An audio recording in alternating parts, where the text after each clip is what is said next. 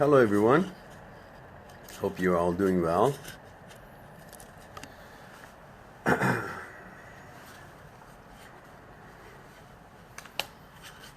I hope you all got my message that I will be late because I'm sick.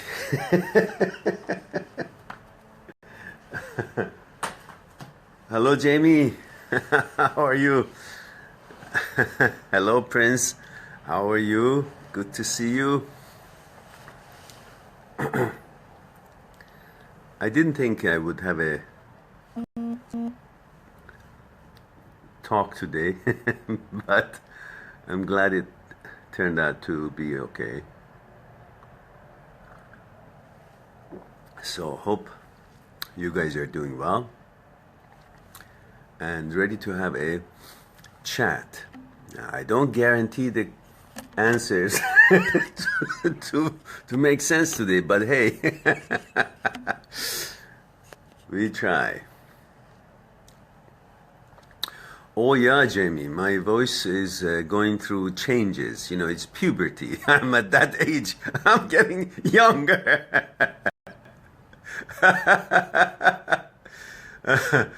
Actually, I'm on recovery. It was, it's just a regular bad cold, but didn't start too bad.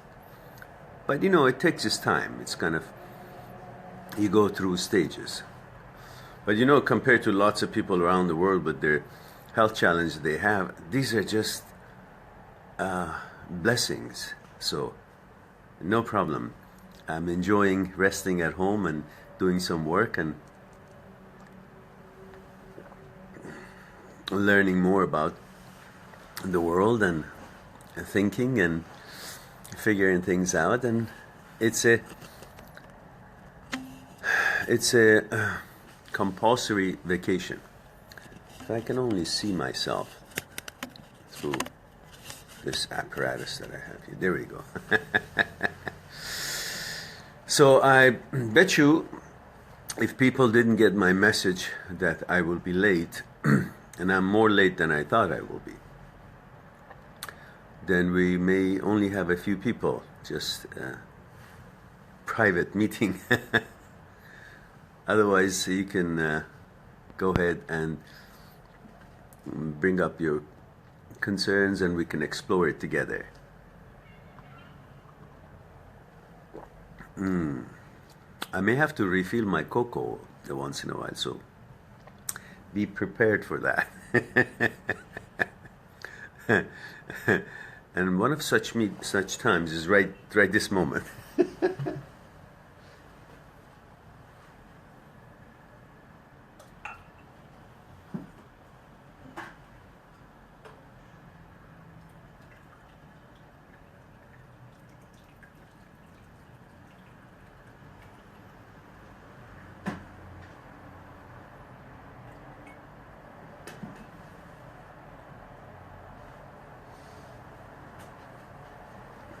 Okay, I'm cocoa topped.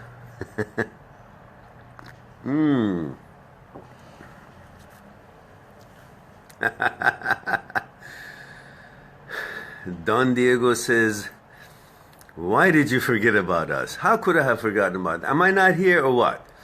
On my deathbed, I'm here. How can you say that? And I did send you a message too, you know, just posted a message. But then again, we're here now, right? How are you doing? What's new with you guys? Hope you had a good week. So, let's explore. With my last breath, let's explore the life. Jamie, okay, Jamie says, I have a question, Maran.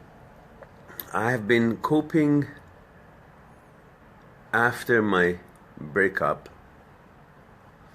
much better recently. But over the last few days, my mood has been so low and I miss her all over again. What is going on is that you just said it in your sentence. Your mood has been so low. Now you got to find out why that mood is so low. It's not because your breakup necessarily. You already knew about the breakup. You already dealt with it a bit, and you were feeling better, learning stuff about yourself and dealing with it. Something brought your mood down. Something, even it could have been just a momentary thing, a lapse thing that brought your mood down, whatever the reason was.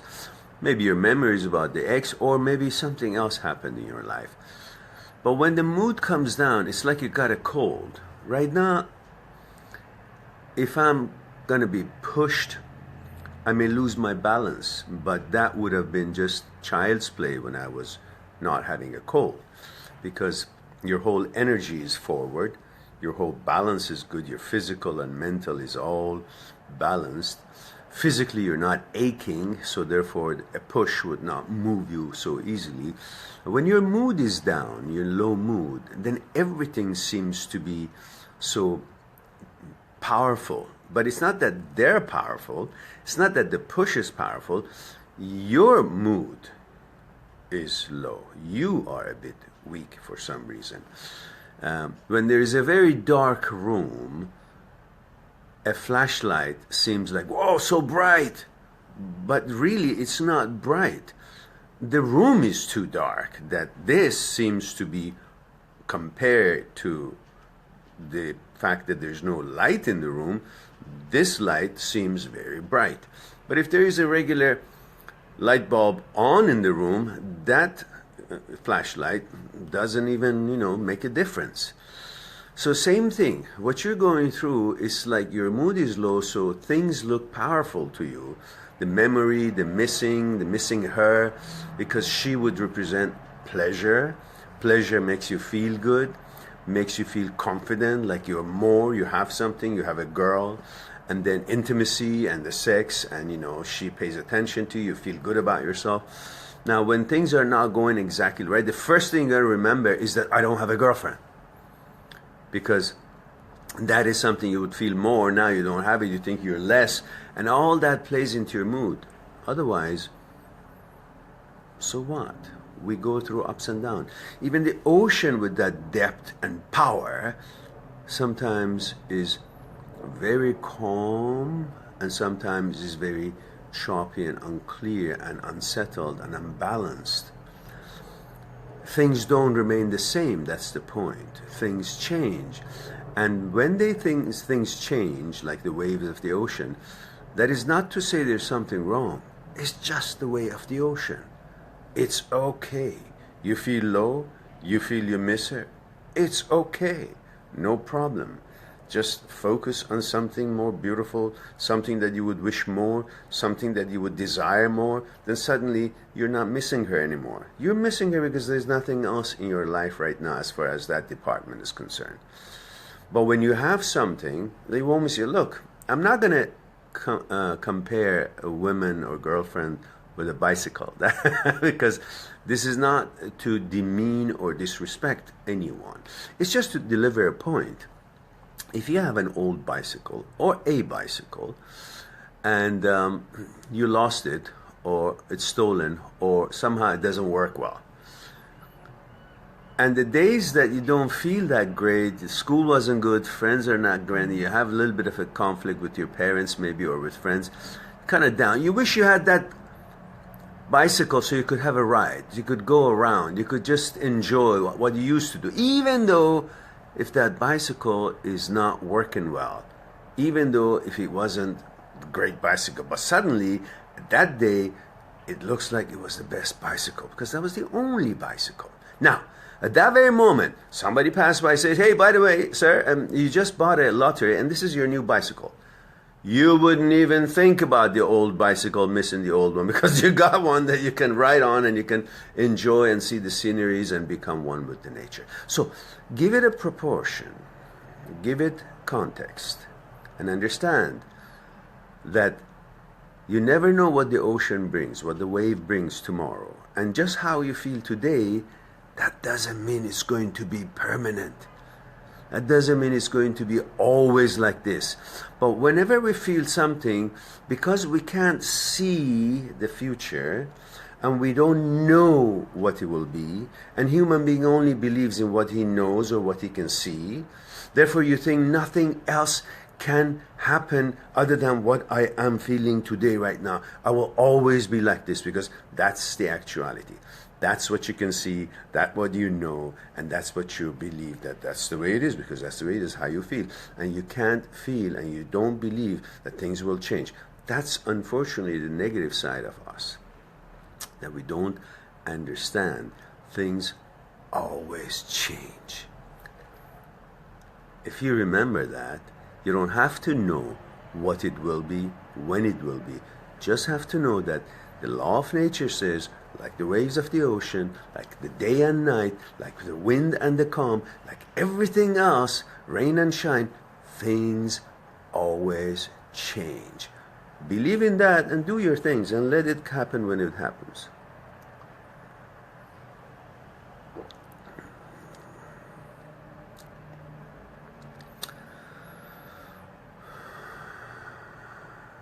Oh, you don't have to shake it off. You've been down for 4 days. So what? I've been sick for 4 days. I'm trying to shake it up. But the fact is, I know two things can happen from this cold. I either die or I will recover.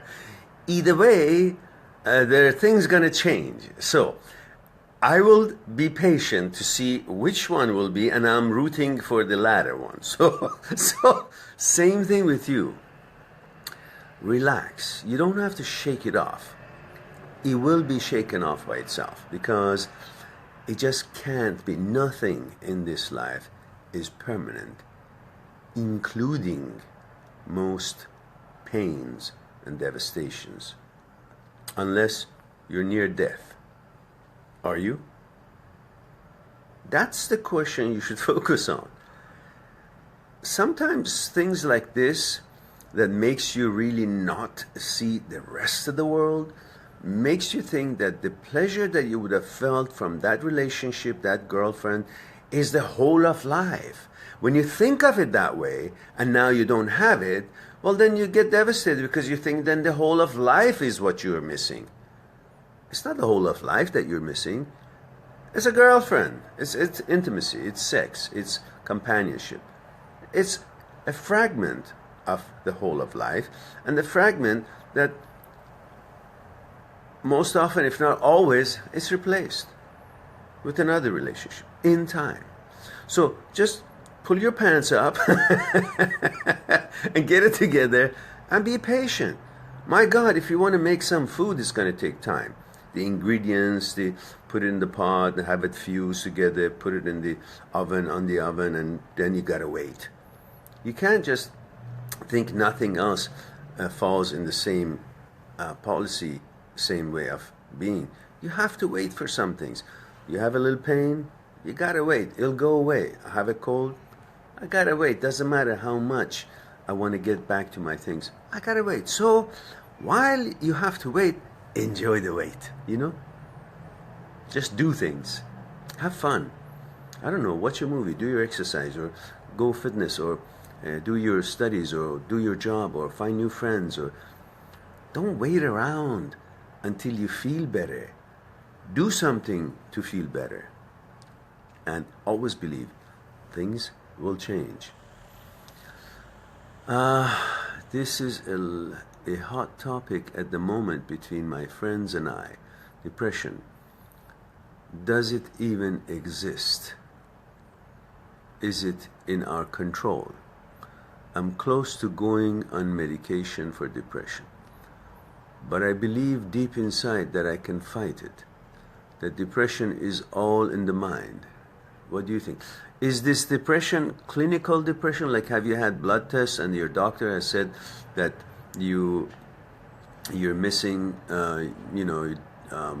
some chemical imbalance, there's something missing in the blood composition or something like that? Is that the clinical, or is it the fact that you lost the girlfriend and you want to go on depression meditation? Which is the reason? Because, as you know, I'm not a doctor, so I don't want to pretend as if I am. But I do want to know if it's if you're under the supervision of your doctors and blood tests, and it tells them that you're depressed for the reasons of chemical imbalance, or you're depressed because of what you're going through in a relationship.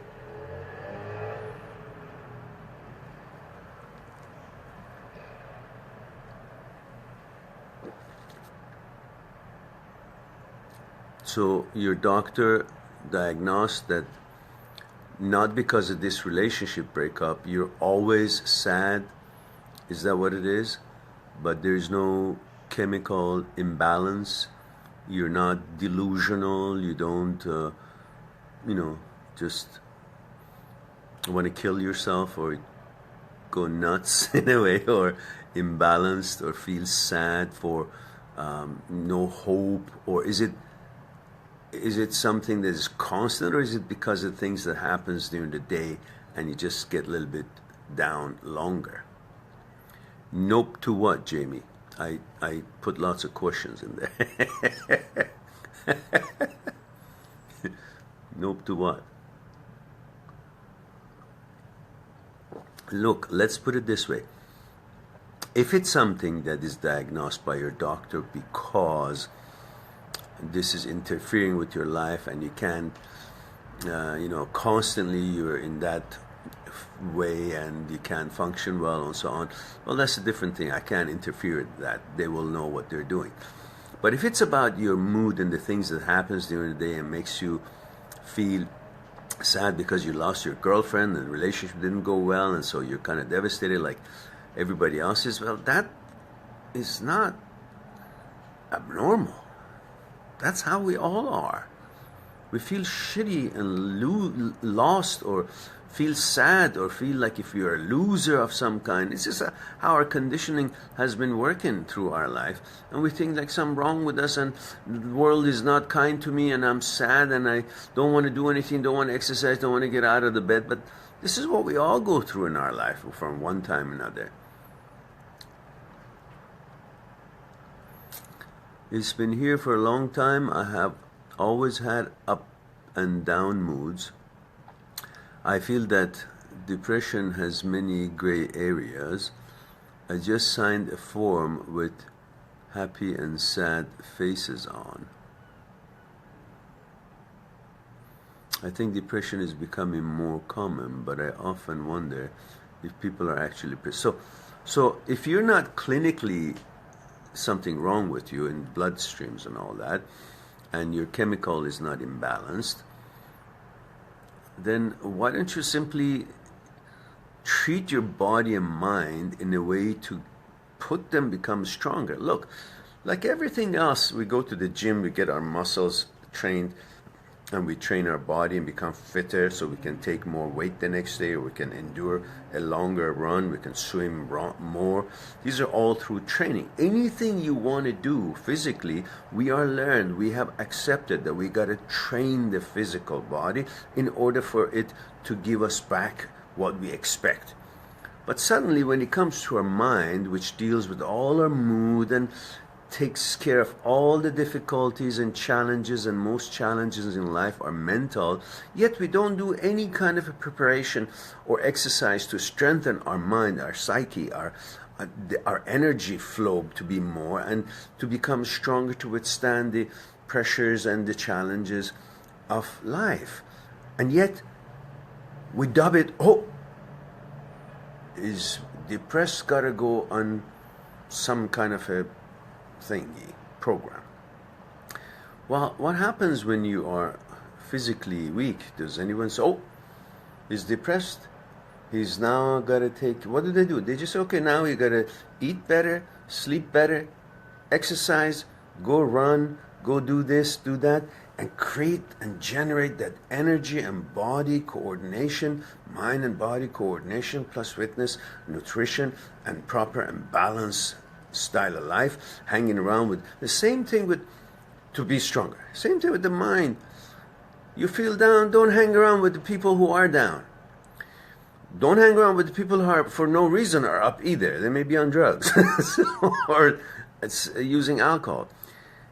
Find a place where it's environmental is positive, is happy, hopeful. People who are doing things, are active, have plans and creating things. Have plans for yourself and express in the path that you want to take to arrive somewhere according to your goals.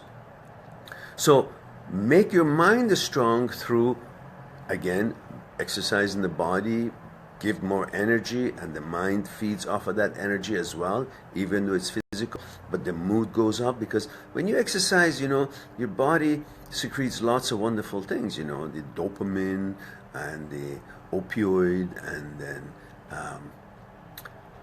serotonin, and all these things through the exercise that you do. It gives you that natural high and hopefulness, adrenaline and all that, and plays a part. So physically, a physical activity also helps your mental wellness, and then through meditation and bring calmness and oneness with the flow of the energy of the universe and nature, you feel hopeful that you're not alone, and you're all one. You're one with the all. We are all part of the bigger thing, and we are not so alone thinking that we are weak. So we are hopeful, and the mind will also learn to become stronger. These are some things that you might want to consider while your doctors also give you their advice. So I don't want to substitute anything that a medical staff would say. However, you can consider that there are lots of things that we can help ourselves by proper procedure of training and conditioning ourselves to come out of the old conditioning and introduce new conditionings to feel better. So find positive things to do, take some fitness exercises, and create hope with the studies or the job that you have.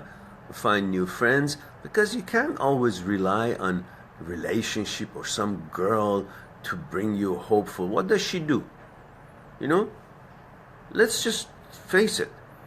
It's only pleasure when you are having companion, when you are in a relationship.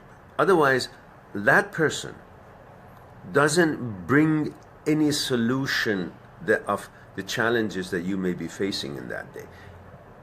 She's there and giving you certain pleasure, and you give her certain pleasure. She's there to be happy by you, and you think you're supposed to be relying on her to make you happy. But what I'm saying is that neither one of you should rely to be happy through the other person's effort or presence in your lives. You got to learn how to be happy by yourself.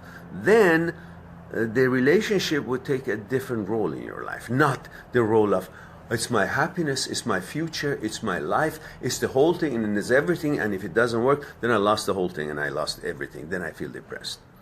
And every one of us do. That's how we've been conditioned, because this whole business of having a girlfriend all the time has become as if it's the only thing that makes us worthy and strong and big and who we want to be, and so on and so forth. No, it's a relationship. It's not all who you are or can be, because that person herself is just another human being. How could she have the secrets of your happiness in her hand? What? It's only the physical contact you have with each other, and then hopefully you will learn about each other and bond mentally too. But that's it. You still have to be strong enough and find your hopes and happiness from inside, internally. And then with that happiness, you attend to your daily life, including your relationship, whether it works or not, but you're still happy. Not that you go into the relationship for happiness, and if it's not there, then you're devastated and not happy. Don't make a relationship reason for living. Okay, now, let's see.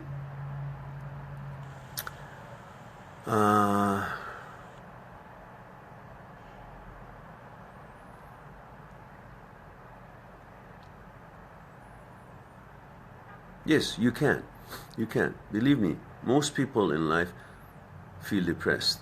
And if there was no terminology for it, and the doctors would not have certain kind of pills to sell, the pharmaceutical industry, they wouldn't quickly jump in. They would research more and then say, okay, you need this because you're chemically imbalanced or whatever, and so on. But now it looks like that instead of we dealing with low mood, a minor kind of low mood, we just jump in, try to want somebody to fix it, because we all seem to have ADD. We have no patience for anything to grow and become, fixed and develop. We just want to fix, like anything. Like imagine you're surfing on the net, and while you're doing, you just remember, oh, I want to check that too. So suddenly you open another page and you go to another one, because this patience business looks like it doesn't exist anymore. Nobody has patience for anything. Even while they're doing something, in the middle of something, they want to do something else. And in the middle of that, they want to do something else. And it's just all like dithering. Same thing goes with you, with us not having a patience to deal with low mood and do something to bring our mood back up, develop it and train it, and then go on, do things to make it work. Instead, we want an instant result. Even if it means, inject me, give me a pull, so I can be fine. Then you're always having to have that, because that becomes your solution rather than you being your solution. So I suggest, if it's not clinically depression, if it's not chemical imbalance, if it's not diagnosed by your doctors that is something that needs to be, medicated right away, then understand that this is part of human psyche that goes through ups and downs. Just like any wind comes and pushes the water go up or down, but that doesn't matter. There's something wrong with the water.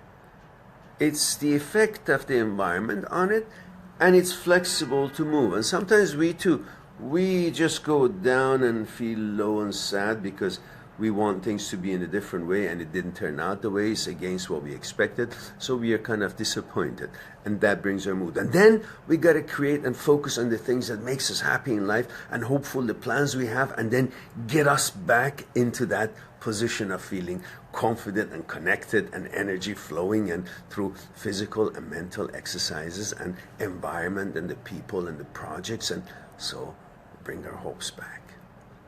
Pretty much something for you to think about.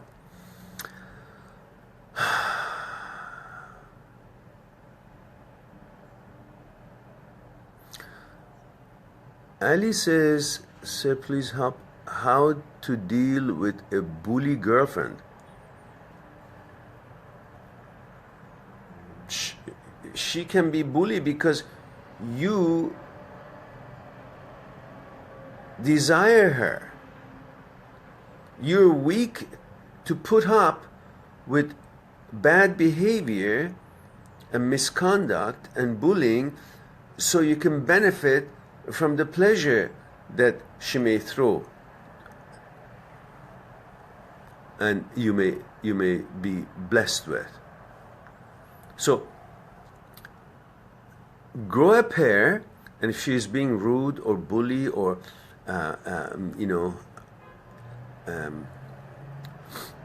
unsympathetic or unfriendly or ill-behaved in a way that a healthy relationship should be, just move away, move on. Don't need her. You don't need to be abused by anybody, man or woman. Bullying is just not acceptable. I don't care who does it. If you're doing it, she's doing it, it's just not acceptable. Move away. Look, if you open your eyes, there's about 7 billion people in this world. She's not the only woman around, and you're not the only man. So if you guys don't, enjoy each other's company, are not fair to each other, not balanced and loving and caring and understanding, cooperating, teamwork, then you guys need to move on, both of you.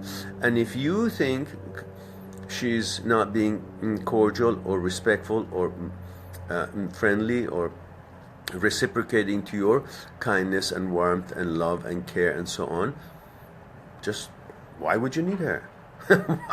Why would you need someone who's not balanced, who's not being kind to you, who's not nice to you? You want to be in a relationship where you feel safe psychologically, physically.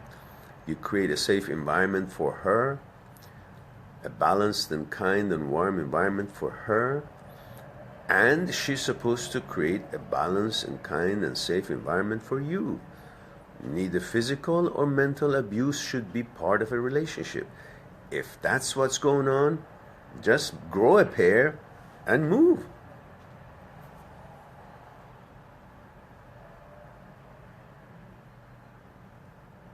Well, she's insensitive and makes unilateral decisions because obviously she knows all your focus is to be between her legs, and and she can do anything to you, and you still want to, because that's what you think makes you feel important.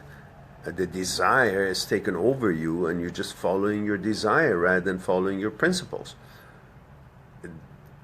You go to a clothing store, you see if it fits you or not just because the clothes is beautiful and you say, I want that. Well, does it fit you? When you wear it, it says, no, it's tight, or it's too loose, or it's too big, or the seams are coming off, or it doesn't, it just doesn't fit. The relationship is the same. If it's not fit, why do you just focus on, oh, it's so beautiful, I want it, I desire it? You can't desire it if it doesn't work with you. So if she's not honest with you, if she's having her own way and you're just tagging along like a doggy pulled on the string, well, you're losing more than a relationship. You're going to lose her anyhow, because no girl is going to be in a relationship with a man who the man is always just waiting around to see what she wants and what she does, because they're not interested in, in someone who's not balanced and just so needy. So you're going to lose her anyhow. In the meantime, grow a pair and save yourself, your dignity, and recognize that she has her right to do what she wants to do. And she has the right to like whoever she wants to like. And so do you. You have the right to say, that's not what I've been looking for, because that's not a reaction, interaction, respect, and attention that I would expect from a girlfriend. If she's not behaving the way that it would suit me, warm, kind, fair, and together, then that's not the girlfriend that I'm looking for. You decide, move on. But because it seems like you're so focused on the pleasure that you can receive from her, you're putting up with every shit. You shouldn't. Have respect for yourself, Ali. She's not the only woman in life, and you're not the only man in life. You guys obviously are not having enough respect for yourself. You want her for a certain kind of a pleasure, and she's riding you because she wants to have her own way, and also maybe have you as a, plan B. So, your decision. But I think a relationship should be loving and courteous and fair and balanced on both sides. Both should care about each other to be in a relationship. Otherwise, why would they want to be in a relationship if they don't have the feelings that makes them to behave in a fair, kind, warm, attentive manner? Edgar. Edgar says, your videos have helped me greatly. I can honestly say that ever since I have started watching your videos 2 months ago, I have been able to look at the positive of a breakup, my 7-year relationship.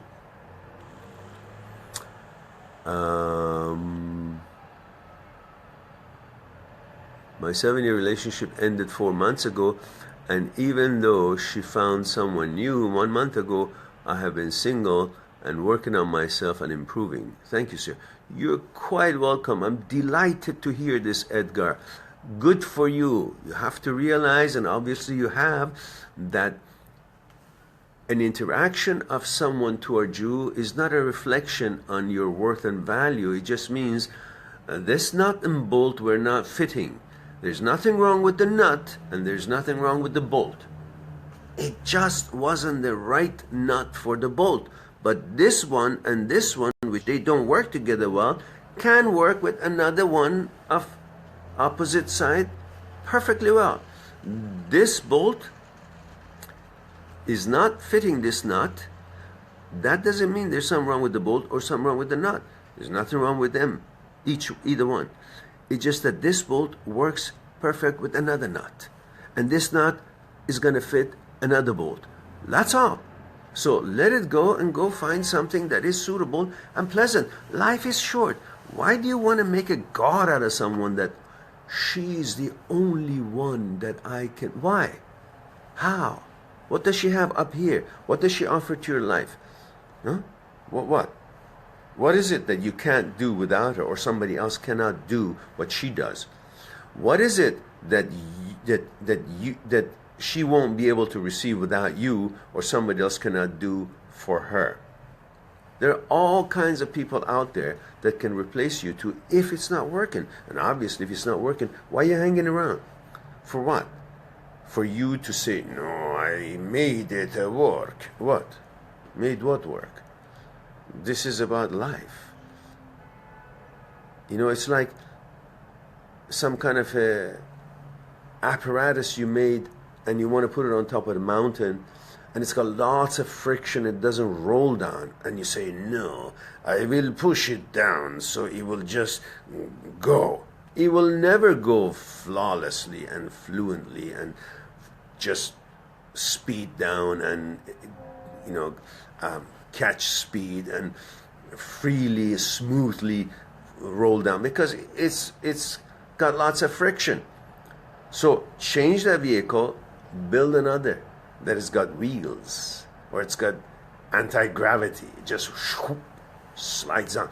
Proper function of things, what brings a good result, rather than trying to push something that is not designed or programmed, or it just doesn't have it in it to function as what you want it to function. So save yourself and have respect for both yourselves, her and you. Life is short, and move on. And I'm glad you did that, Edgar. Good for you. Ali says, thank you, sir. You just confirmed what I already was. Good. Okay, then go on and live your life and be happy. Take care of yourself, physically and mentally. So, do we have any other question? So I may not seem so energetic, because, as I mentioned, I'm going through this cold, and hopefully you guys can hear me okay while I have this groggy voice. Armin, hello dear Meran. Armin says, hello dear Armin. I just meet a new girl, congratulations, and she told me she's really loyal and that she's not a cheater type of girl, but something is telling me that she is a troublemaker. How can I know that she is telling the truth? You will know in time. So if there is no trouble, you can't just accuse her of being, but you will know if there is a trouble, and you decide then. At the moment, nothing has happened. So why do you ruin the moment by thinking that she might not be telling the truth while she hasn't done anything to cause you to think that anything is wrong? Only you're trying to stop something from happening which hasn't happened. It may never happen, but you have decided in your consciousness that it might be happening. So let me think that it might be happening, and let me react to what might be happening that hasn't happened yet, but maybe let me react to it now. Why? Why? Because you want to make sure that nothing ever goes wrong. You can't. She may be a liar, she may not be a liar, but you will know either way, but not now, because today she's not a liar. There's no reason for you to think she is. So enjoy the moment, look at her as she is, not perceive her because of what she's trying to say she is or she's not, or what you think she might be or she might not be. Just look at her as she is and how she behaves, what she does, and don't try to be a police. Just enjoy the interaction at this moment, this present interaction. See her as she is, not see her with the eye of the past, not see her but perceiving her based on your interaction and experience with the previous relationships. Or don't conjure up something about her just because you have a feeling. When you have a feeling, trust it, but also ask for some evidence in your mind, and time will bring. But in the meantime, there's no reason, no reason to, doubt her, or no reason to believe her. Just see her for what it is, how the day goes. Okay, Jim, I have to go, Miriam, but thank you for another great talk. The world needs more food. Okay, my pleasure, Jamie. Take good care of yourself, and you remember tomorrow I have another talk at the Amazing Things in the World. I put the post on my Facebook page, and if you wanted to join tomorrow, that's fine. Otherwise, next week, and that would be okay. Elise says it's all about trust until you see something for real. I guess it's just because of bad previous relationship. Yeah, that's right. Okay, guys.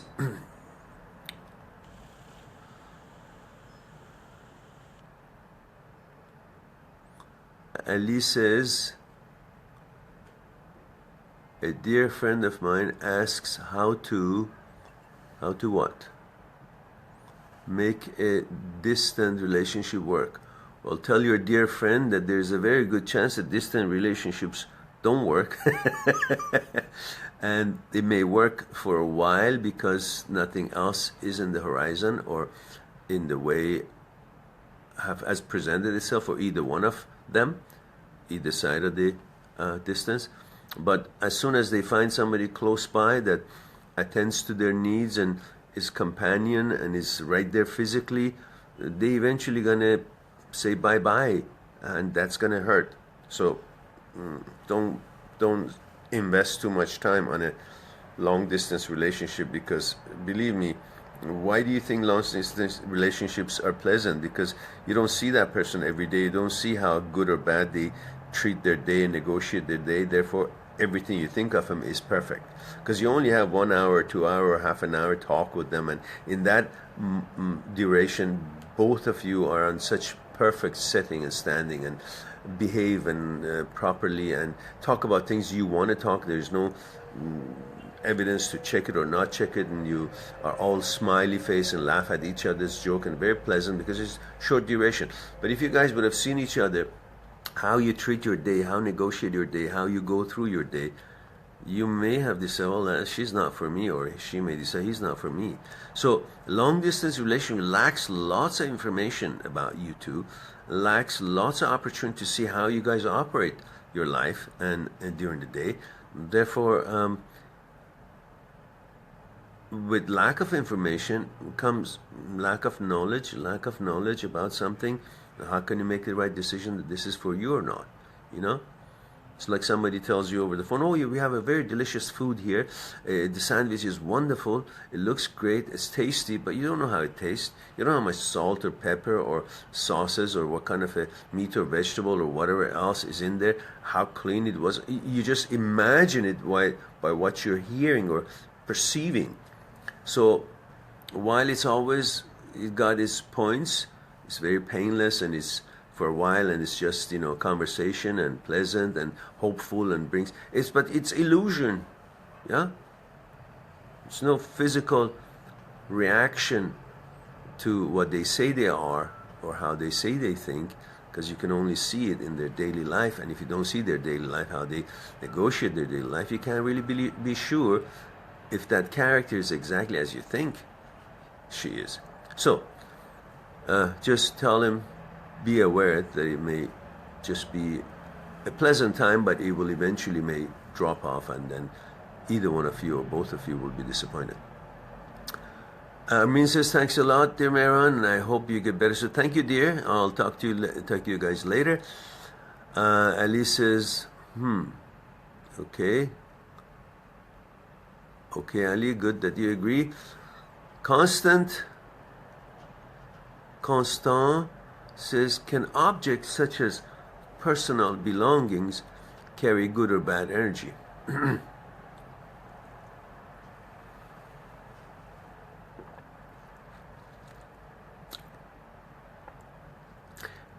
It's a little bit off topic, and it's elaborate discussion on that.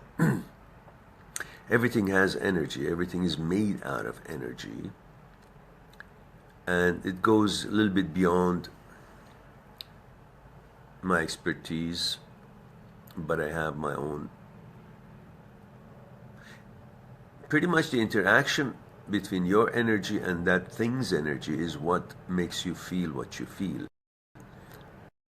You pick something up and you may think very good and wonderful about it and extend lots of good energy about it, and that energy that you expend is reflected back to you and affects that thing as well, depending on how strong your energy is, and makes that thing also have a good energy. But doesn't necessarily mean that that thing is anything good energy. It is you that is in interaction with that. But everything is made out of energy, but focus on the energy that you exchange between you and other living beings. And otherwise, the answer could be yes and no. Good way to get out of this question. But it's an elaborate talk, and it's not something that it can be yes or no. It depends on really where that object has been, maybe, and a little mystic. Let's don't get into that. Just extend good energy to something that you don't think it has a good energy. Extend very good energy to it and turn that energy into good. So you'll just wash it away and bring good ones. Now, Jacob, that's a challenging last name. Skritz Pijinski. Skritz Pijinski. I hope I said it respectfully. Questions, Jacob says. Finally, I have managed to catch you live. What? Did you want to catch me dead? I'm glad that I'm live. You could have, if it was a few more days and worst cold that I have right now, I could have been dead. You would have never caught me. So you, I hope you will feel good soon. Thank you. I appreciate that. I guess I would feel good or bad depending on the question that is coming up. What is the best way to deal with raising a child? 2-year-old after divorce. With wife. How this can affect child. Okay, listen, that is not a difficult question, because I have a video that I made a few years back. How this can affect child in the future, and that is the best way for this kind of situation. Thank you. Oh, Jacob. Yes, I know it's Polish last name, but I don't know if I pronounced it close enough. It's Chris Pojinski. It's Chris Pojinski. I have if you go on my YouTube channel, I can't put the link here, but when I finish and it's reposted, this Q&A live talk on the page, I can use my laptop and then put the link of that video that I have in my YouTube channel for you at your question here, and then you can look at it. I have 2 videos made for relationship with the ex after divorce, and how to treat each other, how to interact with each other, and interaction with in regards with children after divorce in front of each other, and how to make this transition, and how to interact with children when you have divorced and with your ex in regards to children. So that would be something for you to perhaps take a look and see if there's something useful there. Otherwise, short it along in here, I can say, is focus on the loving and caring ways to bond and interact with your child. make sure the child is benefiting from both parents, you and her.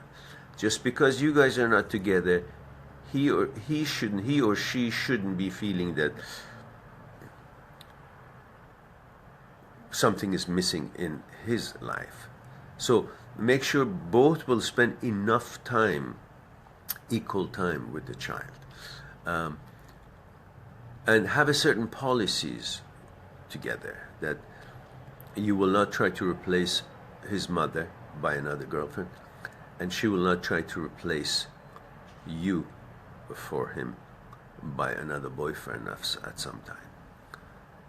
And if you observe these, you will keep that safety and warm feeling and loving feeling and protective feeling environment that your child is growing up in, feeling that he has mother and father, and they are both interacting properly with each other, with care and love. Even though if you guys don't like each other, even if you guys hate each other, that's personal. But when it comes to the child, you must create a loving environment so the child will grow and develop with love and feels that love, not feels the hate of the parents, feels the love of the parents for him and cordial interaction with the parents. So the child will feel safe, not physically just, mentally, and calm, that there is nothing wrong. So he can focus on learning and negotiating with his challenges in life. Otherwise, he'll be worried about you guys and about him, what's going to happen to him if these guys doesn't seem like to have a good energy between them. He will feel rather agitated and imbalanced. Okay, I will send a link as soon as we finish here. And now I go on with Elise says, a recent study revealed that the kid rather be living with separated parent than an unhappy family, so good luck and best wishes for the kid. Well, yeah. It's always important for a child to have good energy around.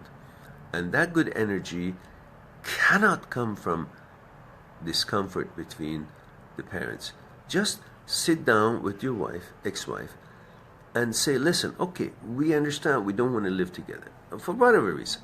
I love you, you don't love me, you love me, I don't love you, whatever. You did this, I did that. However, we both know that we do love him, the child. So let us have certain kind of a policy that will give us the freedom that we want, but give the child the kind of environment that he deserves and should have, because after all, we are his parents, not my next girlfriend and not what your next boyfriend. And don't let us not to try to portray that, yeah, this guy now is, is your family, or this girl now that is my girlfriend is your kind of, no, don't fall for that shit. All those relationships, whether they last long or it doesn't last long, it is not the father, it is not the mother. And don't interfere with the child's safety and security and what he prefers. He prefers, and he's entitled to, a good mother and good father. It doesn't matter if they're together or not. A good mother and a good father. That doesn't mean they should be married. It means a good mother and a good father. And the mother is your ex, and the father is you. You guys talk it and make sure you understand this. Therefore, no one else should come in and try to play that role and confuse the child. And no hanky-panky should go on in front of the child present in that home. In other words, if she wants to go on a date or have someone over, it should be when the child is with you. And if you want to be with your girlfriend, intimate or whatever, it should be when the child is with his mother. So the child would not be witnessing that, especially at this early on age. Later on, years later, it may be different, but keep the respect for the child's right in that thing. And that will be a healthy upbringing. Now, What else? Don Diego says, Don Diego, Meron, can we learn more about you, about me? Like, how do you maintain yourself, your psyche? Have you ever gotten angry? And how do you deal with it? Of course I've gotten angry. What do you think I am, a monk? I am as normal and abnormal as every other human being is or can be. I have had my shares of challenges in life, learning about life, how we function, how to negotiate challenges, how we get upset or insulted or want to react, or depends how aristocratic one is. And I think in my life I have been quite a bit in that mentality, expecting everything to be proper and just, fair, polite, kind. I'm against all kind of violence against children and women, and I'm against any kind of uncivility and bullying, dictatorialship, dominating, manipulating, and all of that would have given one a sense of that I can't tolerate nonsense or people who don't care about these important rights of other people and how to interact in this way with the community and society and the others. So it would have brought an expectations higher than the level that you would notice among people, and which would bring lots of anxiety and dissatisfaction of how a society is actually moving. So this caused me to enjoy my studies more and learn more about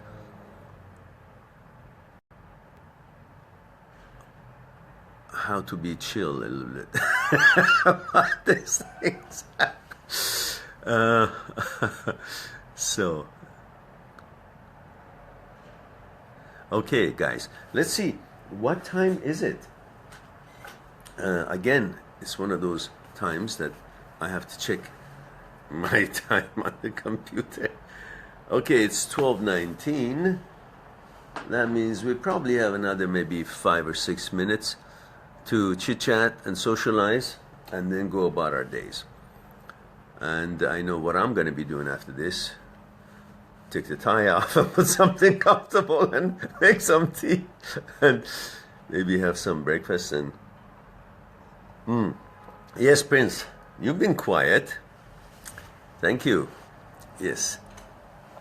So if you guys have no other question, remember, do check my site www.mindthatseekstruth.com.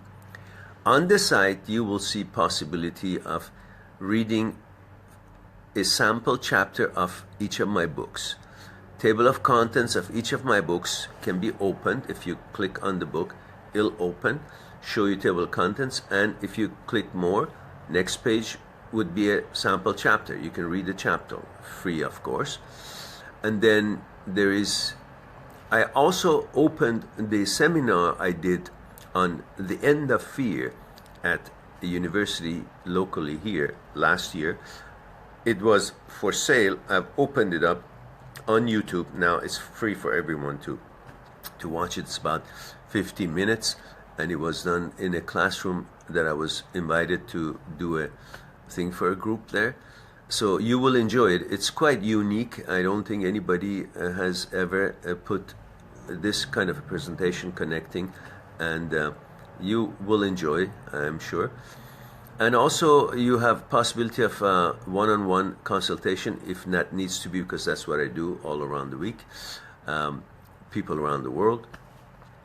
And of course, if you guys are able to set up lectures or have big associations and so on, you can contact me in regards to such presentations and talks. And at the same time, you have VIP video club on the site, which you can, I don't know, it's very nominal thing, $5 a month or something, that gives you another access to another 120 videos that are not listed, all of them on YouTube. And yet every day I have a new segment of question and answer uploaded. So every day we have a new upload coming on, which highlights a certain question and its answer, appropriate answer to it. So that is something. And then every once in a while I come up with some. And stay tuned for a little ad that I'm putting together to promote the YouTube channel.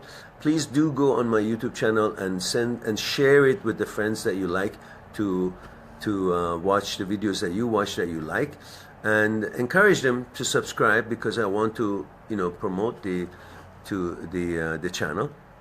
As I've noticed, many of you always appreciate the contents of the channel, so then help it to grow. And of course, you can always go on the site and purchase the books that I've written, but purchase the ebook because it's much cheaper. The paper book is like 4 times as much, but the ebooks are very reasonably priced.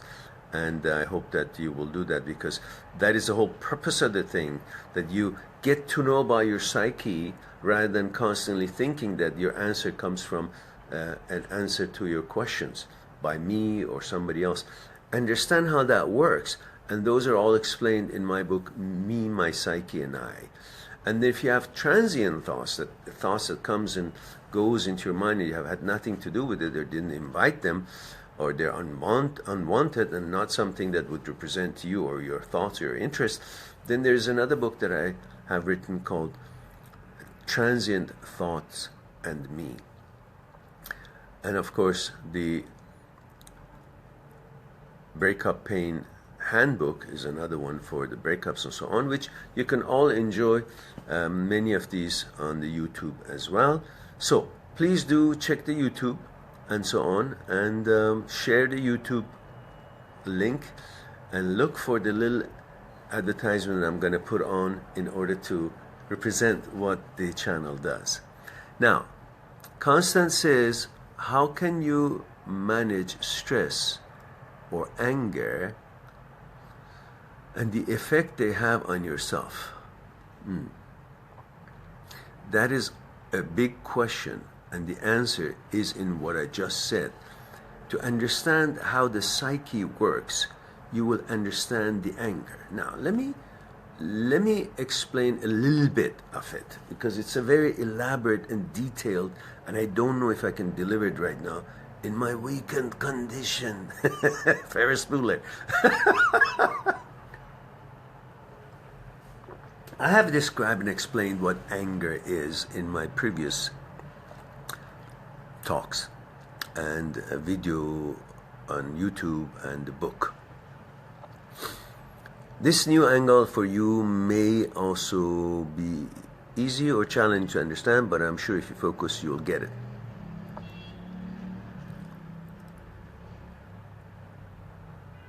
Let's see if I can think right. If I messed it up, then I'll address it again next time when I'm feeling better. Anger has been a necessity in the old times when the human species were developing, for it to preserve itself, defend itself from the hostile, from the wild animals or the attackers.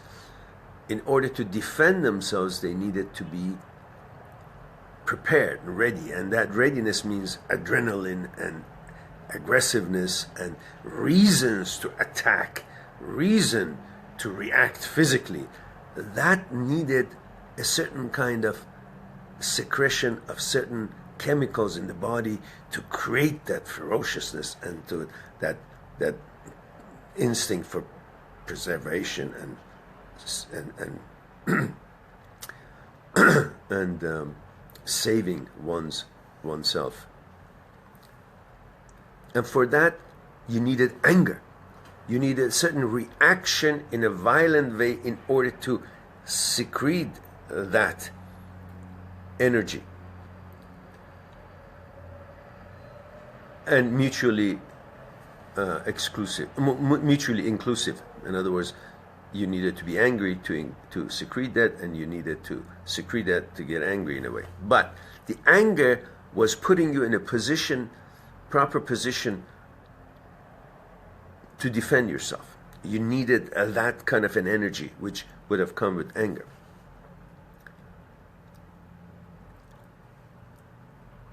But through time, that sort of attack from wild animals or assailants and so on all reduced as civility went up and more development and the evolution took and all these things changed. Not much of that eventually, after maybe 1 million years or thousands and thousands of years, was the same as it was before. Like today, most of us can walk in the street and not too many fights will happen or attacks will happen. But it wasn't like this. So at one time, it was more need for the anger to create that physical readiness to protect yourself. But now it's not, right? It's not needed that much. However, the mind does not think that is different than the body. Mind and body, in the mind of the mind, there is no dividing line between the mind and body. Mind thinks of the body parts as its peripherals, as its agents to do things. For example, mind tastes through the tongue, but we think tongue tastes. Tongue doesn't taste. Mind tastes through tongue. We think legs walk, but legs don't walk. Mind walks through manipulation of legs. So mind thinks of the body as part of itself. And after a while it was constantly causing anger in order to ready the body to defend itself, when the body didn't need that anger to be in a position of defense, as we talked about, the mind still thought of it as is necessary. So it still gets angry, thinking that it's necessary to deal with things.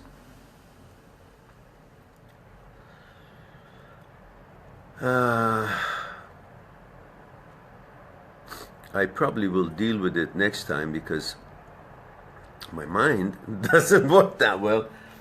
As I was actually, funny that you brought this up, because last night I was discussing this by myself about this phenomena. So now that you get angry is because you think the mind and body is one and you still need anger to protect itself, but you don't. Let me see, what was the question? So for us to be able to manage anger better is to recognize that I forgot what I had put together on this actual very interesting discussion. And unfortunately, I don't always write notes, but I bet you after this I'll be sitting down and figuring what I wanted this to be delivering.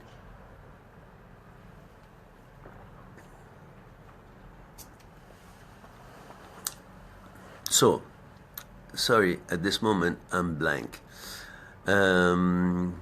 Edgar says, great talk, looking forward to the next one. Yeah, okay, me too, because I'm just simply like dozing off right now. Can't even follow my own thoughts. Aida Khan, salam. Really like watching your video. Oh, Aida, hello dear, salam. Where are you tuning in?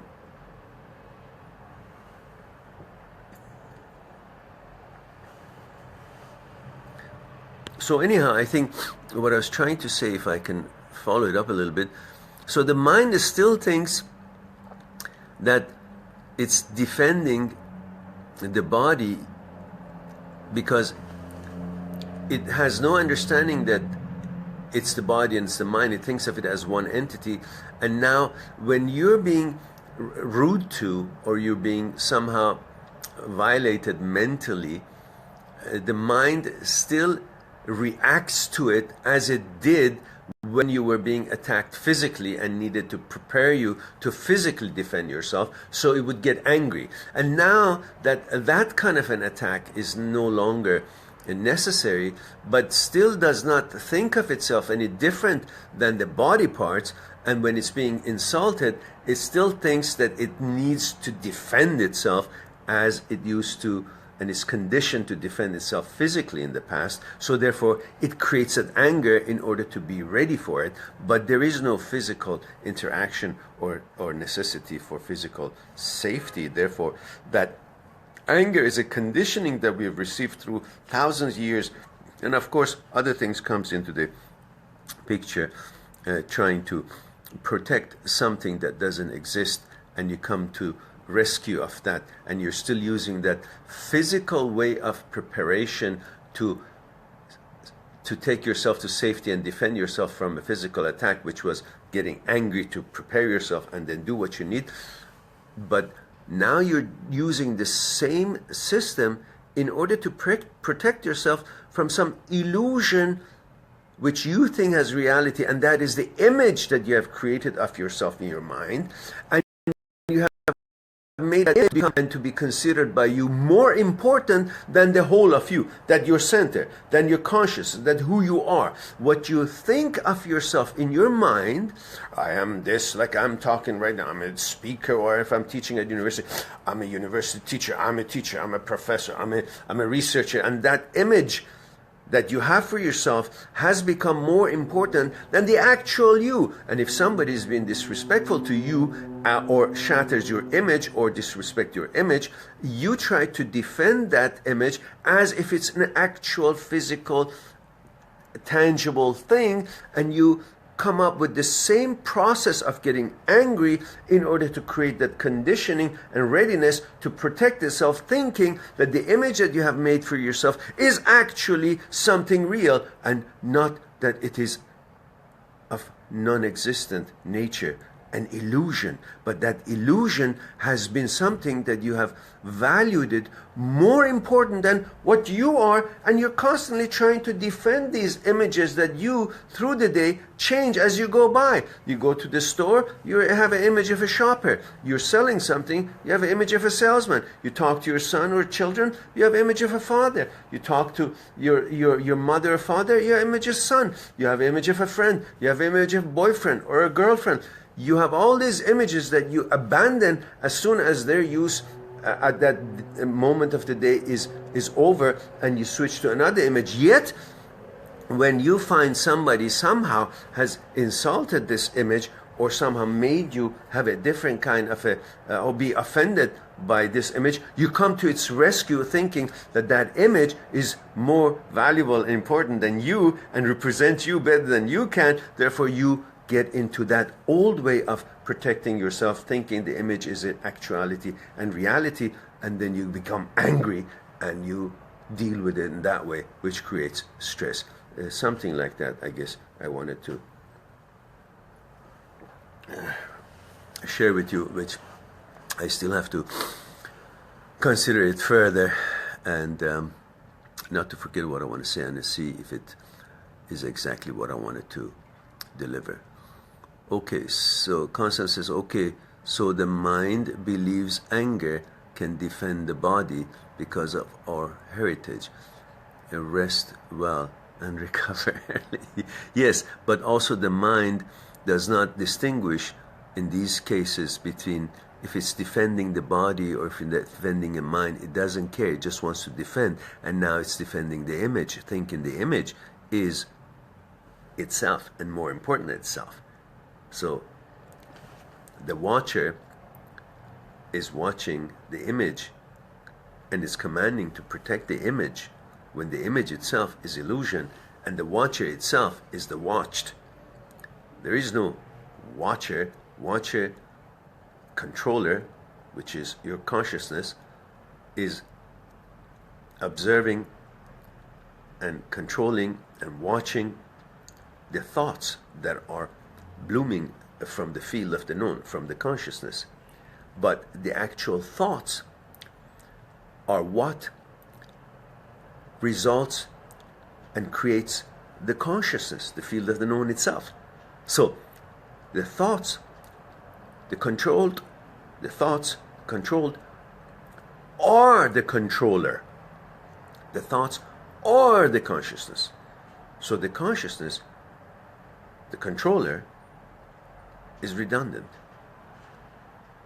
Not entirely, but you know what I'm saying. The watcher is the watched. The observer is the observed, because it's the observed that helps creating the observer. And yet the observer is controlling the thoughts that controlled. I hope I didn't confuse the hell out of you guys. But it is an interesting thing. So if you learn about this whole thing, then you will realize how really pathetic the whole the whole society has become. And we say we are the way we are because of the society. However, who made the society? We made. The society has made us, but we made this society. We are the society. I am the society. You are the society. So we got to understand how this is conditioned, and has been put together, how it's interacting with everybody else's psyche. And that's why I offer all these videos and discussions to help ourselves to understand more about how we are made, how we are functioning. Jacob says, I'm in London. Oh, you're in London. Best from cloudy London. I have to go. Looking forward to reading your books. Okay, great. Okay, guys, it's time for me to go as well. I think we've had a good talk, considering that my brain was half ready. However, look forward to see you guys maybe tomorrow on the Amazing Things in the World Facebook page, which I will put the post on my own Facebook page tonight, so you'll know where the link is. Or to next week, same time, same place, but not same time, 10:30 as usual. Okay, be good. Have a good time. Take care of yourself and your loved ones, and be good to yourself, to the others, and talk to you soon. Do make sure you share the videos you like, and do check my site and share the videos that you like, and ask your friends to subscribe.